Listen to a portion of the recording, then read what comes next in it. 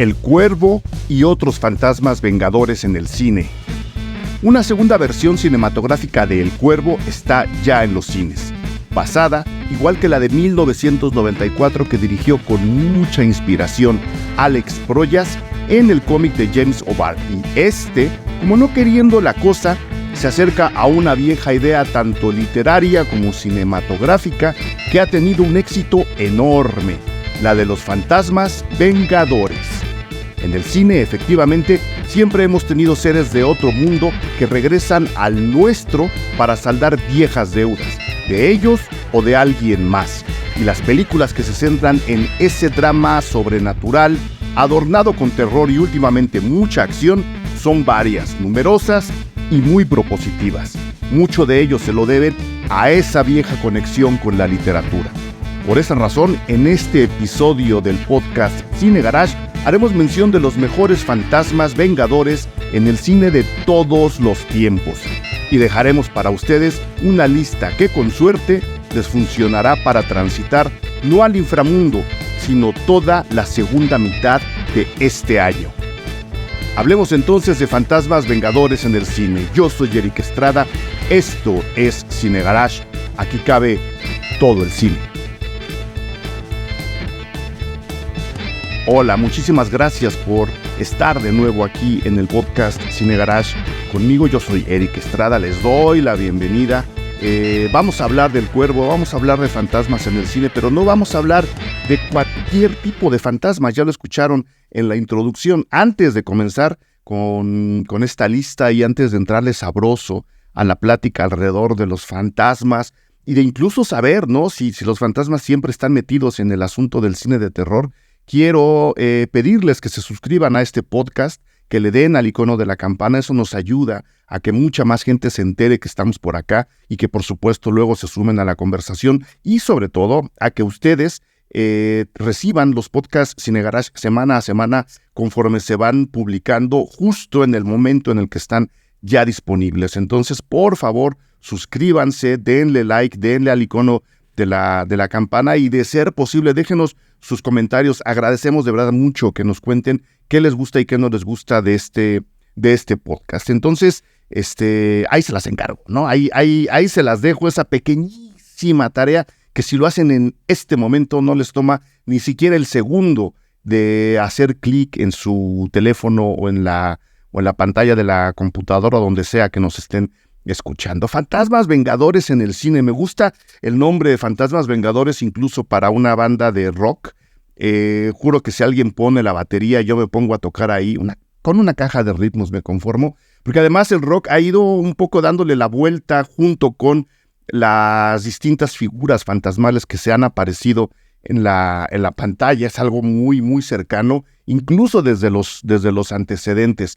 Esta idea que plantea El Cuervo, que ya la decíamos, ya la platicábamos, en 1994 Alex Proyas lanzó a partir de los cómics de James O'Barr, de este vengador o de esta alma que recibe una segunda oportunidad.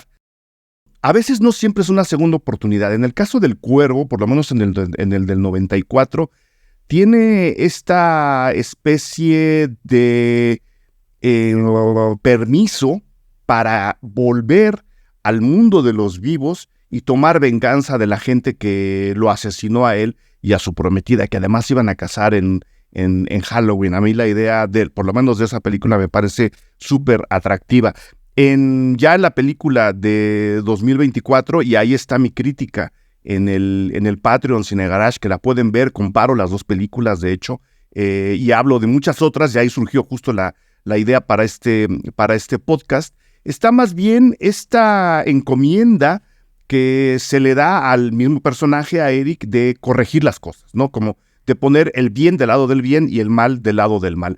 Pero no deja de existir esta idea, o por lo menos en la nueva versión, esta tentación de ejecutar una venganza alrededor de los hechos trágicos con los que arranca cada una de las películas. Entonces, El Cuervo se vuelve tremendamente popular. Es un personaje pues muy querido, ¿no? No tenemos al típico superhéroe inmortal, lleno de fuerza, al que se le mueve ni siquiera un pelo, a la hora de ir corriendo por las calles debajo de la lluvia. Es un personaje, fíjense, hasta cierto punto más humano, que lo es desde mi punto de vista, y ahí insisto, de ahí surgió la teoría y la idea para este podcast de Fantasmas Vengadores. Pues tenemos a alguien más humano, ¿no? Entonces me gustaría hacer una lista para todos y todas ustedes para que tengan otras películas que ver, para que revisen la nueva versión, para que revisen la anterior y para que le entren también sabroso a la historia de fantasmas que, por lo menos desde este punto de vista de este podcast, va a dejar claro, o eso creo, o va a dejar oscuro también, porque el personaje de Eric en la película de Alex Proyas es muy, muy oscuro, que no siempre los fantasmas están vinculados al cine de terror. Sí se considera a la presencia sobrenatural como un elemento del cine de terror, pero ojo, ni todo el cine de terror necesita de elementos sobrenaturales, ni todos los elementos sobrenaturales están vinculados necesariamente con el terror, o, para afinar y matizar, no siempre que hay elementos sobrenaturales, aunque estos sean una inyección del género de terror, ahí se las voy a pasar, hacen de la película, porque vamos a hablar más que nada de películas, una película de terror, y nos vamos a centrar hacia el final de este podcast en el tema Guillermo del Toro, y en cómo a Guillermo del Toro se le ha reclamado que sus películas ya no espantan, cuando honestamente nunca han espantado, ¿no? Guillermo del Toro, yo creo, no hace cine de terror, nunca ha hecho cine de terror, y de ello vamos a ir hablando poco a poco a lo largo de este podcast para llegar luego sobre él.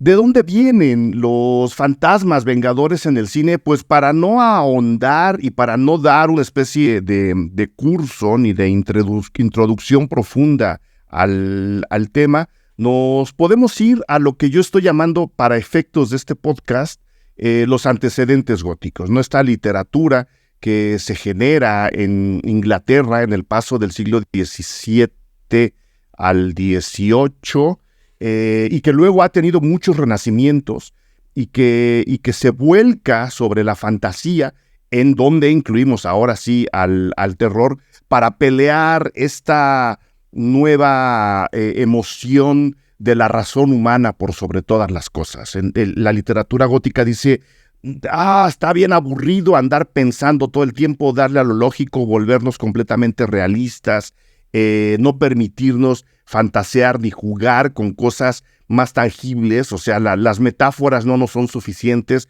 necesitamos que haya más símbolos, y en este caso los fantasmas se vuelven más símbolos que metáforas, y empiezan a rebelarse en contra, a barbarizarse, viéndolo desde el otro lado, desde el lado de la gente que decía: la razón tiene que imperar. Estos autores góticos se llaman góticos justo porque quieren ser considerados bárbaros, se autocalifican como tales, y empiezan a jugar con elementos que del otro lado de las artes eran considerados banales, oscuros, como de segunda, pues sí, bárbaros desde ese punto de vista, y ahí es donde entran algunos elementos, algunas inyecciones del terror que se van metiendo a sus historias, a sus poemas, a sus obras de teatro, para pues darles más juego, para liberarlas, ¿no? Para meterle algo de alucinógeno al tema, y ahí, ¿no?, empiezan a desarrollarse muchas historias.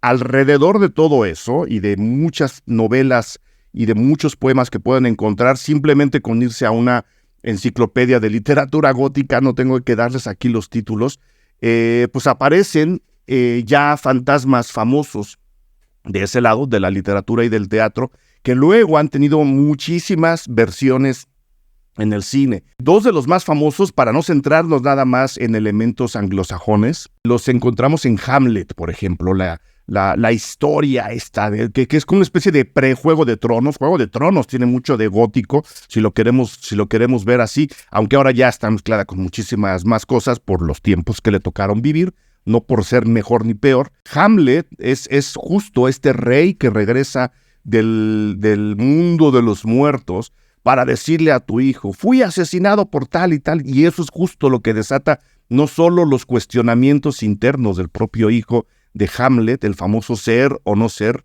he ahí la cuestión, sino toda la trama de luego sangre y cuchillos y espadas que se desarrolla alrededor de esta historia. Y pues bueno, no voy a lanzar aquí una lista ni completa ni compleja de todas las adaptaciones que ha tenido Hamlet, siendo una historia tan vieja, han sido muchas, cada una tiene su valor, cada una tiene sus aportaciones. Lo dejo ahí como en el terreno de los antecedentes para luego empezar a alargar la lista de películas, ahora sí, que voy a mencionar. Películas que, si ustedes buscan este podcast, en la publicación de este podcast en el sitio oficial de Cinegarage, www.cinegarage.com, ahí abajo vamos a publicar las ligas en donde pueden ver las listas. Antes lo hacía exclusivamente para los Patreons, ellos tienen todavía ese beneficio y muchísimos otros, pero ahora si buscan la publicación del podcast en las páginas de Cinegarage, van a encontrar abajo las ligas directas para ver las películas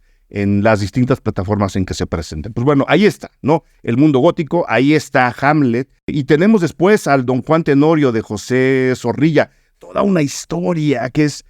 a mí me gusta mucho el Don Juan Tenorio, este debate entre estos dos sátrapas, ¿no? De a ver quién mata más gente, a ver quién conquista más mujeres, a ver quién te baja la hermana, prácticamente, le dice Don Juan a don Luis, para luego terminar en una cena entre muertos, en donde se le aparece al Don Juan el espíritu del comendador, este hombre que ha contado todo, que ha sido un poco nuestros ojos en esta historia de traiciones, de pasiones, también de muertos, de monjas traicioneras, bueno, no traicioneras, la monja en realidad no hace nada, no es la portera del convento en la que se mete ahí en problemas, y a Don Juan se le aparece el espíritu del comendador, y pues sí, le dice, a ver, Don Juan, pues sí, usted ganó la apuesta, pero mire, si me da la mano, lo llevo a donde tiene que estar usted, y ese lugar en donde tiene que estar usted es nada menos que el infierno. Entonces sí tiene su papel de fantasma vengador, de decir, ya se la pasó bien, ahora le toca pagar la cuenta, pero le toca pagar la cuenta no allá arriba, sino en efectivo, en años, ejerciendo trabajo duro allá abajo en el infierno, y se lo lleva al infierno.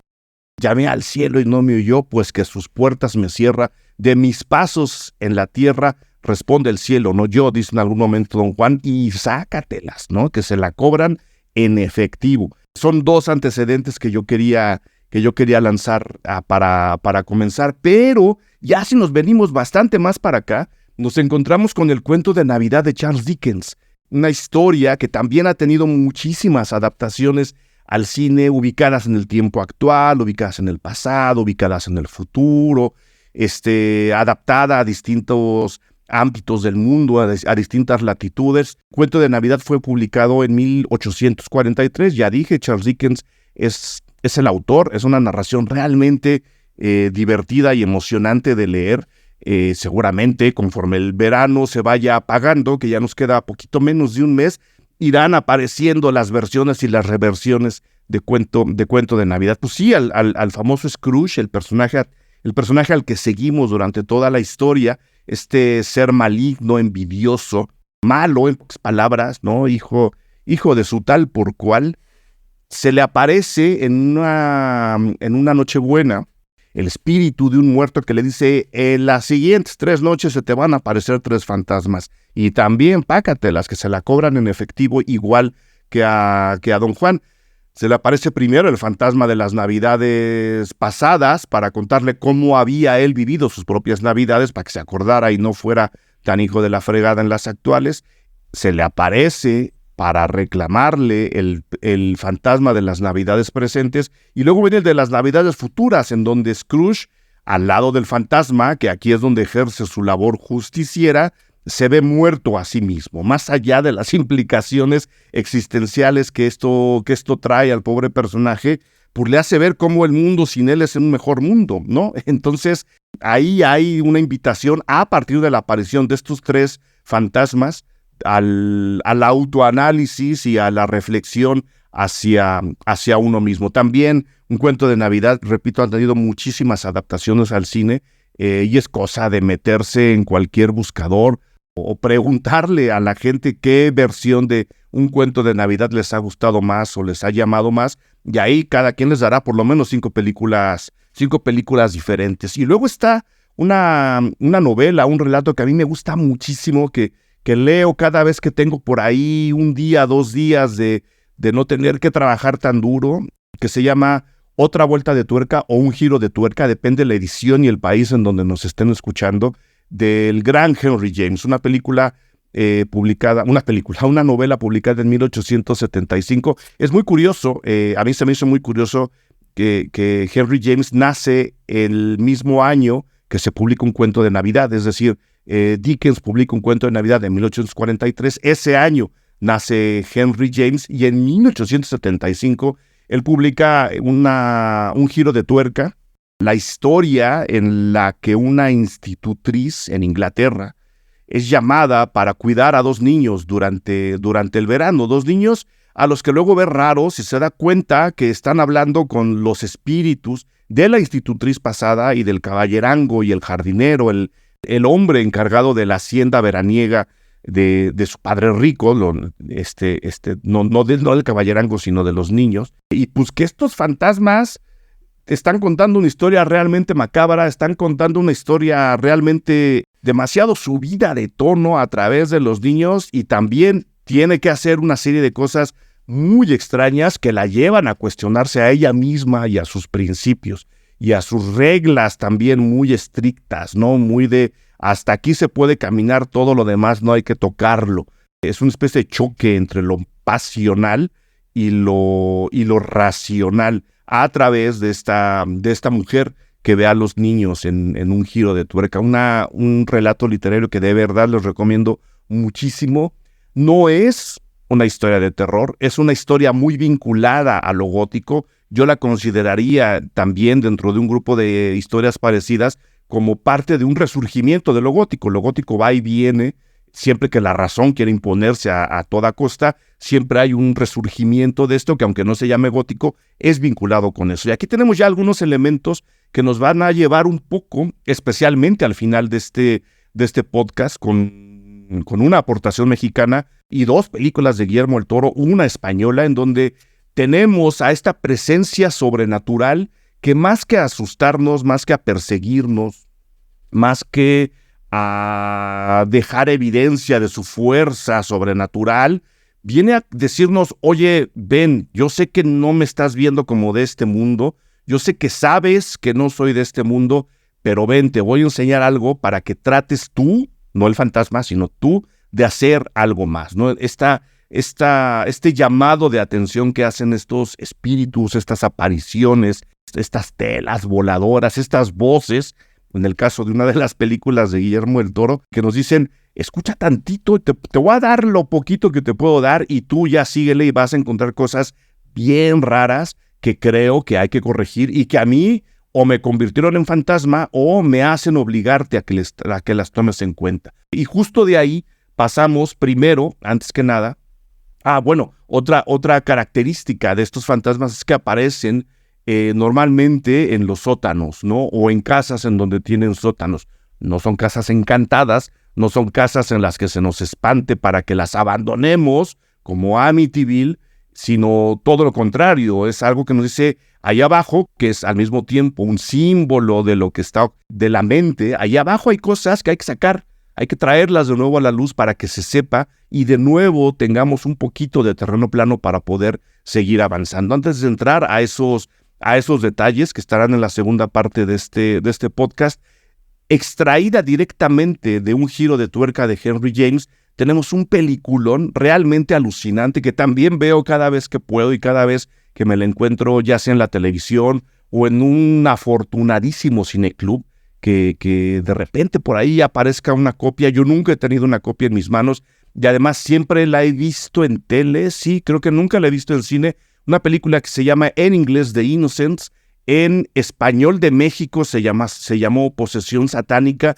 Hasta donde sé, para toda la gente que amablemente nos oye en España, sé que en España se llama Los Inocentes, de Jack Clayton, 1961, protagonizada por Deborah Kerr, que es justo eso, la institutriz que es contratada por el verano para cuidar a la pequeña Flora y al pequeño Miles, 2 hermanos que viven en esta finca de un hombre súper rico y que le dice a la institutriz: oiga, a ver, venga a controlar a estos chamacos, yo estoy muy ocupado. La chica, porque es una mujer muy joven interpretada por Deborah Kerr, llega, se encuentra con Flora, se enamora de ella, es una chica encantadora. Llega Miles, también todo sonrisas, que es expulsado de la escuela. Lo sacan del internado, imagínense el tipo de ficha que es Miles. Y aunque no es una especie de niño también encantador, un ángel sin alas, pues se da cuenta que también es un pequeño demonio, como diría Homero Simpson.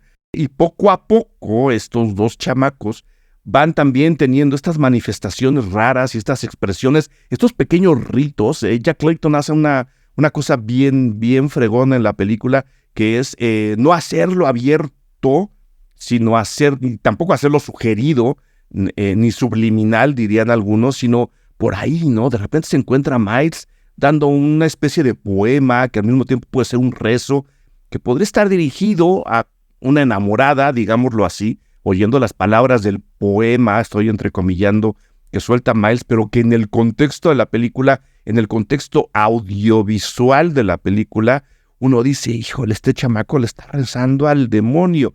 Pero luego vemos que no es el demonio, son los espíritus de la institutriz pasada con el capataz de la hacienda, que también tenían sus deberes y también tenían sus impulsos que una vez más hacen cuestionar el puritanismo de esta institutriz y su propio papel en la vida, ¿no? Así, a ver, por eso empecé tratando de explicar un poco lo que era la literatura gótica, un poco el choque que proponen tanto un giro de tuerca a la novela como Posesión Satánica o The Innocents. La película tenemos dos mundos en conflicto, el mundo de la institutriz, de la ciencia que viene a poner orden encima de un pequeño caos que es de entrada el jardín de la hacienda, que al mismo tiempo representa el interior de la casa, la razón, el exterior a la sinrazón o a la pasión. Hay un lago ahí, hay un jardín con muchas plantas que parecen desordenadas, ¿no? Y el mundo de la institutriz en contra del mundo de estos dos chamacos que pues, se dejan llevar por las pasiones de los espíritus que los poseen.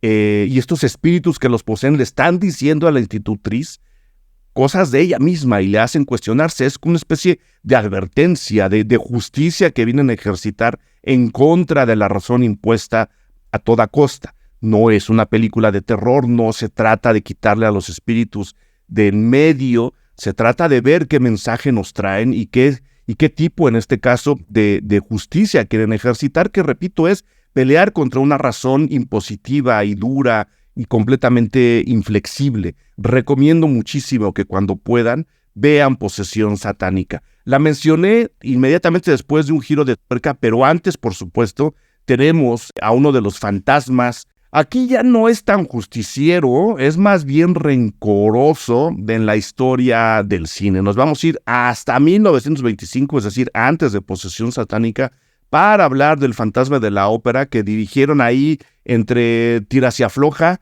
el Rupert Julian, Lon Chaney y Ernst Lemley. Lon Chaney es quien interpreta el maestro del maquillaje, uno de los actores más, perdonen ustedes el cliché y el lugar común, camaleónicos en la historia del cine. Lon Chaney interpreta al propio Fantasma de la Ópera, este músico desbocado, completamente salido de la razón, que tiene estos otros dos mundos también dentro de él, el del virtuosismo artístico. Él es un gran compositor, pero el de la maldad intrínseca. Es un hombre muy rencoroso, muy celoso, que además esto se le ha manifestado en el cuerpo. Él es tremendamente feo y justo por eso usa la máscara, el vive oculto en el palacio de la ópera, y quiere primero encumbrar a la cantante de la cual está enamorado, con lo cual empieza a presionar, ¿no? Entre sus desencantos y su poder, quiere presionar para que esta chica empiece a subir y luego tratar de conquistarla hasta que ella se da cuenta que la persona que la ha inspirado y que la ha ayudado a ascender, aparentemente siendo una gran persona, es en realidad un pequeño monstruo. No solo en lo exterior, sino también en el interior. Y el Fantasma de la Ópera pues hace lo que ustedes verán en la película, si no la han visto, que hay muchísimas versiones muy, muy chafas. La verdad, yo nunca he visto una tan buena como la película de 1995, hace cosas bien oscuras y bien violentas también. Entonces, este otro choque lo encontramos también ahí, el de el gran artista que no puede ser buena persona. Y eso, en los tiempos que corren, nos debería dar mucho para pensar. Luego, voy a mencionar dos, nomás para deshacerme de ellas, porque creo que tampoco hay que ponerles mucha atención.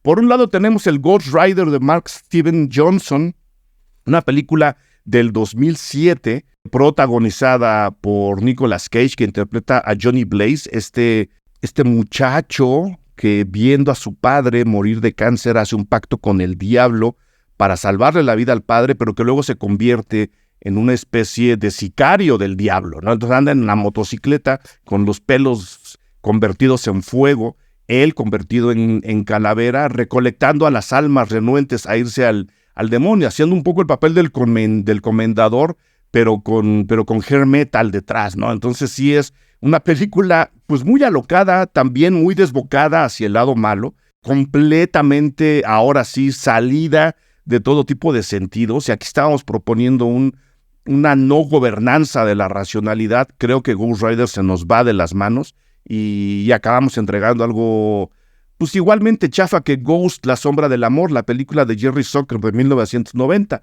que si lo vemos fuera de la historia romántica, de la pareja dividida, de híjole, nos mataron, Ghost es una especie de anticuervo, ¿no? Es la historia de este hombre que a la hora de que lo matan y que no puede ver a su amada, vuelve para tratar de resolver el crimen. No es una venganza como tal, está como todavía del lado más luminoso que la película nueva del Cuervo, porque ni siquiera necesita ejercer ningún tipo de violencia, gore, como sí ocurre con las dos películas que iniciaron este podcast, los dos cuervos. Simplemente quiere que agarren al asesino, ¿no? Y tenemos ahí una lluvia de melcocha fantasma impresionante. Entonces ahí están dos, nomás para que no me vengan a reclamar sobre ellas: Ghost Rider del 2007, Ghost, la sombra del amor de 1990, y nos vamos a ir después con Candyman, una película de Bernard Rose de 1992, que a mí me parece interesante. La incluí además en uno de los cursos Cine Garage que dimos sobre cine de terror a nivel temático. Candyman del 92 de Bernard Rose estaba metida en el módulo de cine y racismo, porque primero parece que están contando la historia de esta chica, un estudiante que llega de fuera a la ciudad y que se entera de la historia del Candyman, que dice, si dice 5 veces su nombre, un poco lo que ocurre con Beetlejuice, si dice 5 veces su nombre se te aparece. Ella, viendo que se trataba del espíritu de un antiguo hombre oprimido, afroamericano, oprimido justo por la injusticia racial en Estados Unidos, había muerto, se entera que ese es el espíritu, un poco en tono burlón, y luego el fantasma aparece y le dice a esta chica, que evidentemente es blanca, privilegiada, ¿no? Que no tiene ningún tipo de problemas con la cultura contemporánea en Estados Unidos, le dice, ahí te va de regreso, ¿no? Y ahora va mi venganza, porque todo lo que me ha ocurrido a mí le ha ocurrido a mis hermanos afroamericanos. Y la película, más allá de que mucha gente se queje, la película, mucho más allá de que cuente con una banda sonora muy interesante de Philip Glass, es un ejercicio, aquí sí más del lado del terror, de los mecanismos del cine de género para hablar de problemas raciales, problemas muy profundos en Estados Unidos dentro del género. Y eso la hace para mí una película excepcional, que ha tenido nuevas versiones, que tuvo segundas partes. Yo les pediría que se centraran justo en esta, desde ese punto de vista. Resulta tremendamente interesante verla así. Y repito, la metimos en este curso de cine de terror temático para reflexionar cómo el cine de género puede hablar de cosas tan profundas y tan problemáticas como el racismo en el mundo, en particular en los Estados Unidos. Y antes de esa, tenía yo aquí en la lista, la voy a decir ahora después, para irnos preparando al lado latino del podcast.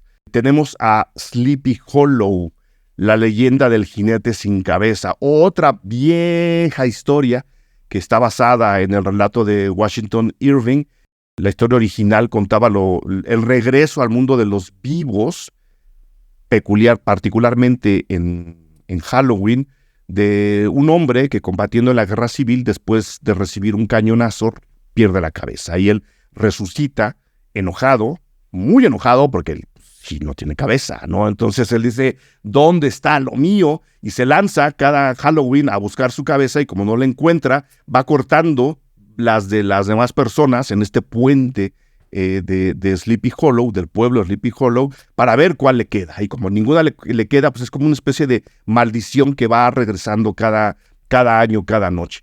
Lo que hace Tim Burton a la hora de convertirla en su película, o sea, hacer una película de Tim Burton alrededor de la historia del Jinete Sin Cabeza, a mí me parece realmente fenomenal. Y de nuevo, no es una película de terror. Burton le inyecta un poco de thriller y de investigación policíaca, pero este otro choque que el personaje de Johnny Depp tiene con este mundo al cual llega, también un poco escéptico, de decir, a ver, yo soy un hombre de ciencia, yo vine a resolver un crimen, yo vine a decirles qué fue lo que pasó y me encuentro con una leyenda ahora sí que descabezada, ¿no? Y no hay manera de que esto concuerde. Y él se enfrenta nuevamente a este choque entre lo que el fantasma le dice que también tiene que considerar, este otro lado de las existencias del hombre, y lo que él mismo ha creído que es como la regla inamovible de lo que va a seguir la humanidad de ese momento en adelante, que es la ciencia y la razón. Este choque muy a lo gótico, muy metido además en el mundo audiovisual de Tim Burton, resultó uno de los mejores experimentos cinematográficos que tuvimos a final de siglo. Un peliculón impresionante, un reparto fenomenal que nos deja ahí, fíjense, ¿no? Empezar con Ghost Rider y terminar con El Jinete Sin Cabeza, la leyenda del Jinete Sin Cabeza de Tim Burton, nos da como los dos polos. No estoy diciendo que una sea mejor que la otra, en que evidentemente lo es, sino que podemos considerar a la hora de hablar de este tipo de temas a cosas tan diferentes que al mismo tiempo se parecen tanto, ¿no? De alguna forma el Ghost Rider también es un jinete y pues tampoco tiene cabeza porque pues, el rostro se le desdibuja, ¿no? Lo que vemos es una calavera cada vez que va a ejecutar la misión a la que ha vuelto a este mundo. Entonces, ahí va la primera mitad. Ahorita nos vamos con la segunda. Hola, ¿qué tal? Muchas gracias por escuchar el podcast Cine Garage. Si ustedes quieren ayudarnos a que este podcast se siga produciendo, por favor suscríbanse al perfil Patreon de esta cuenta de Cine Garage en www.patreon.com/Cine-Garage. Ustedes se convertirán en el pilar fundamental en el que este podcast está cimentado, y al mismo tiempo tendrán acceso a una cantidad ya muy grande de contenido que generamos exclusivamente para nuestros suscriptores. Críticas de cine, coberturas de festivales, entrevistas, eventos especiales, descuentos a talleres, descuentos a cursos y reuniones físicas que estamos por comenzar de nuevo una vez que finalice este verano. En esta ocasión quiero agradecerle de manera personal a Ezra García Alcázar, Felipe Ortiz, Edgar Fuentes, Mariana Medina, Enrique Ariza, Alejandro Acosta, Dan Slotnick, Rosana Reynoso, Agustín Hernández, Cris, ellos, ellas y mucha gente más ya están suscritos al perfil Cine Garage en www.patreon.com/Cine Garage. Ya disfrutan de todo ese contenido exclusivo que crece día con día exclusivamente para ustedes, así que les esperamos. Ahí estamos hablando de cine entre todos y todas nosotras. www.patreon.com/Cine Garage. Ahí nos vemos. Muy bien, pues bueno, vamos con el lado de películas en español, aunque hay una hablada en inglés, pero dirigida por el gran Guillermo del Toro. Tenemos que empezar, sin embargo, antes con El Orfanato. Esta historia de J.A. Bayona del 2007. Bayona ahora está en Los Cuernos de la Luna con La Sociedad de la Nieve, que estuvo nominada al Oscar, está nominada al Ariel, se puede ver por todos lados, una gran película, la verdad, que también tiene otra versión, una mexicana, la misma historia. Yo, en mi crítica que encuentran en el Patreon Cine Garage, www.patreon.com/Cine Garage, comparo las dos, la versión mexicana, luego la versión de Estados Unidos y luego la versión de Bayona en La Sociedad de la Nieve. Pero bueno, Bayona, digamos que se presenta al mundo con El Orfanato, una película que recibió el apoyo de Guillermo del Toro en muchos sentidos, pero que evidentemente tiene personalidad propia. No es una película de Guillermo del Toro, no es una película de terror, pero está llena de fantasmas. Nos cuenta la historia del personaje interpretado por Belén Rueda, una madre huérfana preocupada por el bienestar y la salud de su hijo, que compra el viejo orfanato donde ella creció, de donde ella salió, para poner ahí una clínica de rehabilitación para niños, de la que piensa vivir y donde evidentemente va a tener cuidado con su propio hijo. Poco a poco, entre las memorias, entre lo que va encontrando una vez más en los sótanos, en los baúles ocultos, en los rincones del edificio, y entre lo que parecen ser presencias fantasmales, un misterio se va desenvolviendo. Un misterio no tanto a nivel policíaco, aunque ya al final va tomando ese rumbo, que es lo que va a ocurrir mucho con las películas de esta segunda parte del podcast, pero sí es un misterio a final de cuentas. Es un misterio que comienza muy del lado sobrenatural una vez más, para decirle a esta mujer, oye, aquí fuiste muy feliz y toda tu infancia, todo lo que tú quieras, el lado del día, pero mientras tú estabas ahí creciendo y siendo una niña y siendo todo lo feliz que se podía, de este otro lado estaban pasando cosas bien raras, bien intensas, bien oscuras, que no estaría mal que se supieran.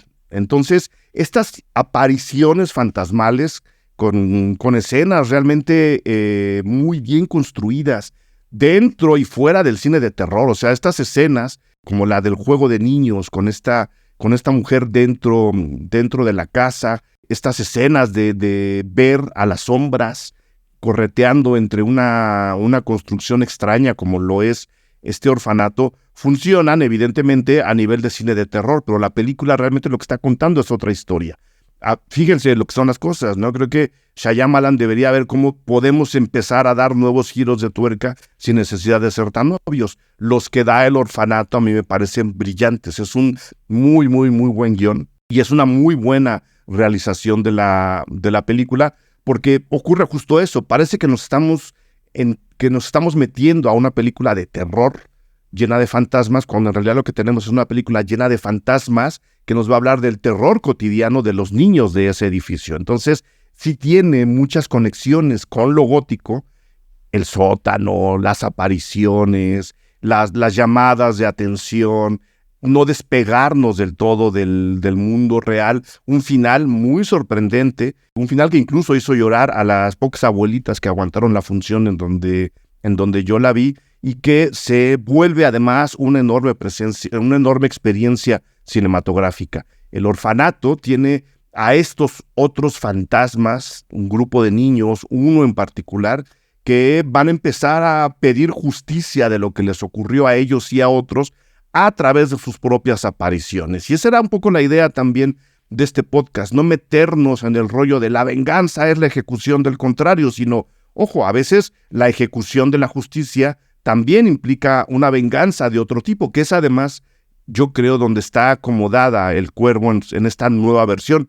Repito, ahí está mi crítica en el Patreon Cine Garage. El Orfanato, con una personalidad muy propia, tiene este sello igual que el Cuervo, ¿no? Vamos a ejecutar la justicia, vamos a dejarla clara y además vamos a ver qué pasa una vez que se acepta la presencia de este otro lado, de este otro mundo, dentro del mundo de lo racional. Me gusta incluso más que los otros, si me apresuran. La diferencia es que los otros no, desde mi punto de vista, esos fantasmas no vienen a ejecutar ninguna justicia, ninguna corrección, no dan ninguna señal. Es una gran trampa, el cine es trampa, es una gran trampa, pero es una gran trampa que ya viéndola una segunda vez pierde justo eso, ¿no? La carnada. El Orfanato no, el Orfanato tiene unos discursos que nos permiten verla una y otra vez y ahí se las dejo para la lista. Y luego tenemos dos películas de Guillermo del Toro, las dos con fantasmas justicieros y las dos completamente diferentes, nomás para dejar claro el genio del señor, ¿no? El genio a nivel de A ver, yo puedo contar historias y me gusta contar historias. Por un lado, yo creo que es mi película favorita de Guillermo del Toro, aunque evidentemente cambia cada vez que me despierto, pero El Espinazo del Diablo de 2001, que escribió al lado de Antonio Trasorras y David Muñoz, me parece fenomenal. Tanto que aquí tenemos a un fantasma justiciero con nombre. Creo que, el fantasma de la ópera también tiene nombre, aunque no se menciona. Ghost Rider también tiene nombre, Johnny Blaze. Por supuesto, La Sombra del Amor. O sea, el Espinazo del Diablo, Santi, que es el nombre del fantasma, no es el único que tiene nombre, pero es tremendamente icónico, tan icónico que cuando se hizo la famosa exposición de Guillermo del Toro, que le dio la vuelta al mundo y que tuvo su momento mexicano, había una parte en donde uno podía ver una especie de holograma de Santi, que es como se le aparece al niño protagonista del Espinazo del Diablo, un chico al cual su padre, que es combatiente del lado republicano en plena guerra civil, va y deposita en este internado, le vamos a llamar así, en donde cuidan a niños del lado republicano, del bando republicano. Ya eso nos muestra un símbolo no solo de la guerra civil española, sino de todas las guerras, ¿no? Hay un lado siempre más orillado al bien que el otro.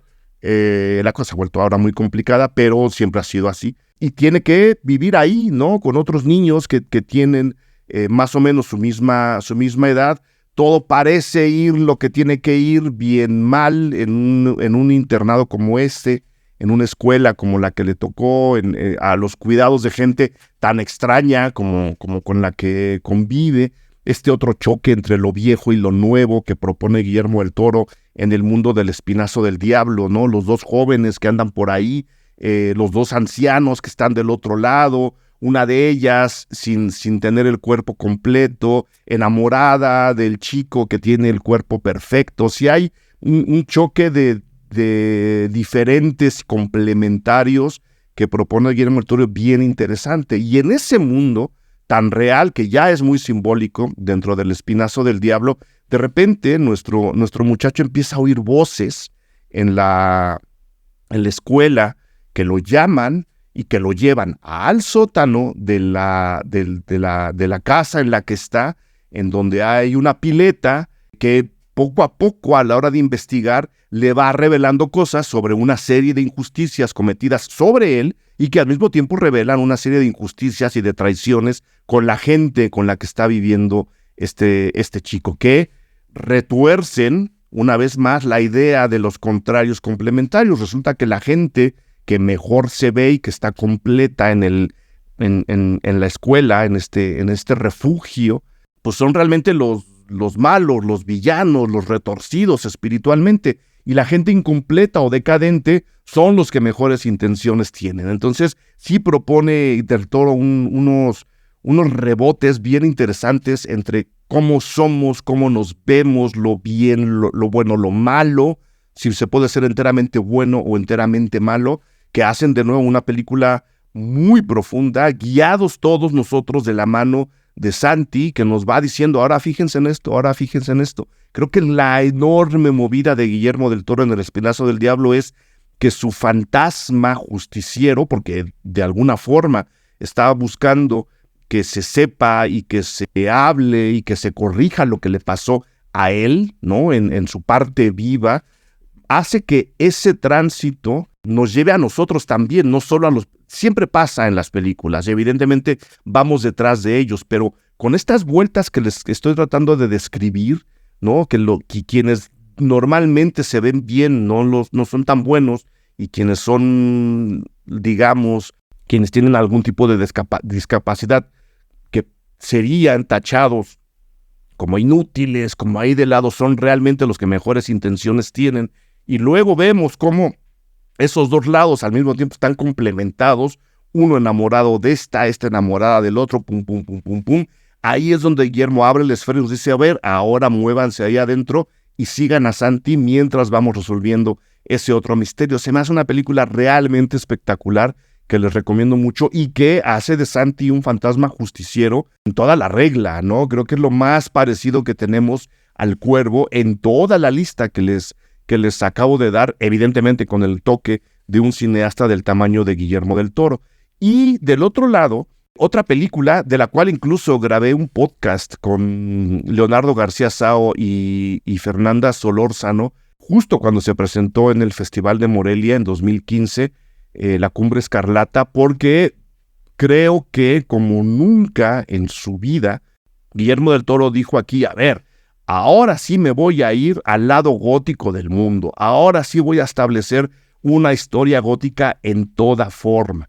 Mi fantasma es lo que les he descrito a lo largo de todo este podcast, un aviso que en este caso llega de otro mundo, no es el testigo, no es el afectado por los fraudes no es la persona que escuchó detrás de la puerta, es un elemento sobrenatural que acelera mi narración para encontrar otro tipo de cosas. Y La Cumbre Escarlata fue muy vilipendiada, muy atacada por mucha gente que se decía amante incondicional de Guillermo del Toro, que habló muy mal de ella, que se quejaban en particular de que la película no era de terror. Cuando, yo repito, si revisamos las películas de Guillermo del Toro dentro de los esquemas del cine de terror, pues en realidad nunca ha hecho cine de terror. Ha hecho cine con fantasmas, ha hecho cine de fantasía, ha hecho cine con elementos extraños, pero cine de terror en forma, yo la verdad creo que nunca. Ha hecho cine de acción con elementos de terror, pero de nuevo, cine de terror nunca ha hecho. Y aquí la enorme injusticia que se cometió con Guillermo del Toro es que como la Fox vendió y etiquetó y marketeó la película como una película de terror para vender más, evidentemente, todo el mundo dijo, vamos a ver una película de terror de Guillermo del Toro. Y pues no, en pleno mundo influencer, todo el mundo dijo, esto no es lo que me prometieron, en lugar de decir, a ver qué me va a decir Guillermo del Toro, qué es lo que tenemos que hacer a la hora de ver una película. Y lo que hizo Guillermo del Toro fue entregarnos una historia gótica en toda forma. Una chica inocente, pero muy brillante y muy inteligente, que se enamora de un heredero de una finca rara, ¿no? Ahí metida en medio de la nieve, que tiene una mina, que genera una sustancia roja, que ya estamos entrando al mundo de los símbolos, porque los fantasmas que se le aparecen a esta chica para advertirle, oye, ese no es lo que te han dicho que es, ojo con el muchacho con el que te vas a casar, justo desde el otro mundo se lo dicen a su manera, esos fantasmas también son rojos, ¿no? Repito, entramos al mundo de los símbolos, la casa también está dividida en dos, la casa está en ruinas, es una especie de riqueza venida menos, pero riqueza a fin de cuentas, ahí este hombre vive con su hermana, él tiene el cabello oscuro, ella no, la prometida tampoco, o sea, de nuevo tenemos estos diferentes complementarios, contrarios que se atraen, que si seguimos las pistas al lado del personaje de Mia Wasikowska, que es la prometida de este hombre, vamos a encontrar no solo, de nuevo, las injusticias cometidas, sino toda la violencia ejecutada para llegar a esas injusticias. O sea, los fantasmas de La Cumbre Escarlata no vienen a perseguirnos, no vienen a comernos, no vienen a llevarse al niño dormido en la cuna, como una película barata de terror. Vienen a comunicarnos, a darnos una pista para que nosotros encontremos cosas bien duras ejecutadas en el mundo de lo humano, no en el mundo de lo sobrenatural. No hay que santificar la casa, no hay que echar agua bendita, no está encima de un cementerio indio, no. Aquí los fantasmas vienen a cumplir otra misión. Por eso no están toda la película y por eso, siendo una parte muy importante de la película, no son el elemento central de la misma. Y eso se revela además en un final de terremoto, literal. Si revisan la película con estos elementos que yo les estoy tratando de dar, si leen un giro de tuerca, si le entran a la literatura gótica, un par de películas por ahí, van a ver cómo lo que Guillermo del Toro está presentando es una cosa completamente diferente, mucho más profunda y mucho más oscura que una película de apariciones como las que haría James Wan. No, Guillermo del Toro está en otro nivel y en La Cumbre Escarlata, peliculón loco del 2015, está demostrando justo ese nivel. A mí me dio un poco de rabia que la maltrataran tanto y que luego, evidentemente, ¿no? Cuando la carrera de Guillermo del Toro se mantuvo, muchos vaticinaron que era su final. No entiendo la necesidad de hacer este tipo de declaraciones. Dijeron, no, a mí siempre me ha gustado. Cuando yo los vi en el Festival de Morelia en 2015, decía, oye, a ti no te gustó y lo dijiste y te quejaste. y ahora resulta que te encanta y que la amaste desde el principio, pues bueno, también les voy a dejar en la publicación dentro de Cine Garage ese podcast en el que la comentamos Leonardo García Sao, Fernanda Solórzano y su seguro servidor. Una película que vale muchísimo la pena ver, de verdad, en pantalla grande, aunque si se la encuentran, y ahí les voy a poner las ligas para que la vean en plataforma, no está nada mal que la revisen. Entonces, Guillermo del Toro tiene no una, sino dos, para que vean cómo sus inclinaciones literarias, emocionales, culturales, si bien tienen mucho cobijo en el cine de terror, están más del lado también del mundo de lo gótico. Y luego hablamos de Frankenstein, ¿no? Que ya sabremos si la seguimos considerando una historia de terror desde la literatura, incluso desde el cine, o estamos ya más en terrenos de la ciencia ficción, como se está discutiendo ahora. Y para cerrar, tengo una película bien interesante, mexicana, Mírame, una película del director Pavel Cantú. Cuando escribí sobre ella, me refería a una especie de reinterpretación de la historia que Guillermo del Toro había dejado en El Espinazo del Diablo. Conocemos a Lalo, un adolescente que llega a vivir a Xochimilco. Xochimilco, para la gente que nos escucha fuera de México, es esta zona dentro de la Ciudad de México que mantiene su espíritu y su orografía y su característica lacustre. Sigue siendo un lago muy grande, la gente vive en terrenos que se le sacan al lago desde adentro, no desecándolo, sino integrándose al lago, como se hacía antes de la llegada de Hernán Cortés, y una vez que empezara la desecación de esta ciudad. Es un barrio muy viejo, es una cultura muy, muy, muy antigua, con mucho sincretismo. Es una zona de la Ciudad de México muy mágica en todos los sentidos. Está llena de leyendas también, está llena de historias de fantasmas, de aparecidos. En el Día de Muertos, en el lago de Xochimilco, en sus canales, en sus chinampas, que es como se llama este terreno que flota en el lago para que la gente viva y tenga ahí sus hortalizas, se ejecuta una representación de la historia de la Llorona, ¿no? Es así de mágico y emblemático es esta zona de la Ciudad de México. Pues bueno, Lalo llega a vivir ahí con su abuela y de nuevo tenemos los elementos del agua, como la teníamos en El Espinazo del Diablo, y los elementos también, el propio elemento del agua, que ya dentro de, ahora sí, terrenos de lo fantasioso, terrorífico, siempre representan algo. La casa al lado del lago, en el terror americano, pues bueno, está al lado del lago por algo. Los lagos y los mantos de agua representan un paso a otros mundos, y lo podemos o lo queremos ver así, como también lo pueden llegar a ser los espejos.